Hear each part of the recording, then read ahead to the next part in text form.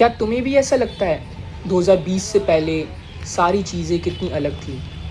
जैसे हर दिन कोई इवेंट हो जहाँ हमें लगता था that we are actually living a life. But अब ऐसा लगता है जैसे the world is losing its colour. अब दिन ऐसे बीतते हैं जैसे घंटे। और क्यों? जो चीज़ें हमें पहले यूनिवर्स की सारी खुशियाँ प्रोवाइड करती थी, जो हमें सेटिस्फाई करती थी, वो पहले जैसी फीलिंग या एन्जॉयबल अब नहीं लगती।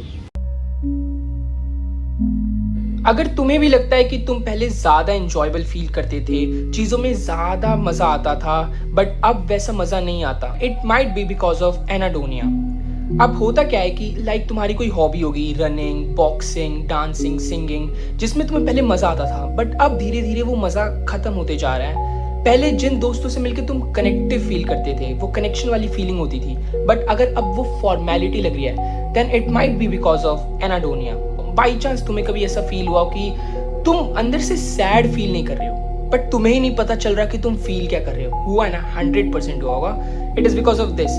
मैं एक स्टोरी सुनाता हूँ एक बहुत ही बड़े फिगर की, फिगर इन द सेंस पुराने जमाने की, जिससे तुम और अच्छे से समझोगे।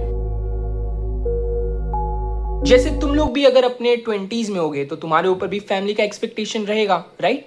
विलियम जेम्स, आज इनकी हम बात कर रहे हैं, वो भी जब अपने 20s में थे तो उनके ऊपर भी फैमिली का बहुत एक्सपेक्टेशन था, और इसके चक्कर में वो इतना ज्यादा प्रेशराइज्ड हो चुके थे, ही वॉज इमोशनली कोलैप्स्ड। वो उदास नहीं थे सिर्फ, he was empty, completely empty from inside. वो ये तक लिखते हैं that life has lost all colours and meanings, describing कि कैसे वो उनका जो रिस्पॉन्सिबिलिटी का स्ट्रेस है अब वो हैंडल नहीं कर पा रहे हैं। वो उन्होंने बहुत कोशिश करी इस इमोशन से बाहर निकलने की, घंटों घंटों तक प्रैक्टिस करी, मतलब बहुत चीजें ट्राई करी, but he was failed each and every time.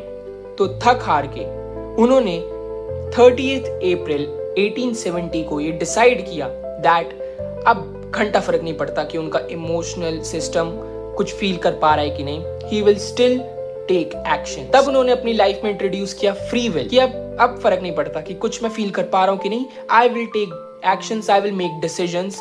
And उसके बाद वो कंट्रीब्यूट करते हैं pragmatism, modern psychology, the theory of emotion. और एक टाइम पे जो बंदा कुछ इमोशनली फील नहीं कर पा रहा था, जिसके लिए लाइफ पूरी तरीके से ब्लैक एंड व्हाइट हो चुकी थी, जिसके लिए उसको ये भी नहीं पता था that he will be alive tomorrow और not, he went on to become the father of American psychology, AKA William James.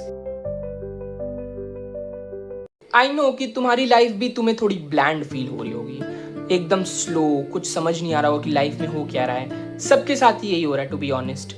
But अगर तुम इस वीडियो से कुछ लेके जाना चाहते हो तो आई थिंक तुम विलियम का तरीका यूज कर सकते हो, कि अभी भले ही तुम्हें वो फीलिंग ना आ रही हो, तुम मोटिवेटेड फील ना कर रहे हो, लाइफ के लिए शायद तुम्हारी मीनिंग धीरे धीरे घटती जा रही होगी, बट शायद अगर तुम अपनी जिंदगी में कुछ एक्शन, जरूरी नहीं है कि तुम्हारा पूरा टाइम एक्शन में बीतना चाहिए। अब बहुत लोगों के लिए 2019 वॉज अ स्पेशल ईयर, और कुछ लोगों के लिए 2016 was also very very beautiful year.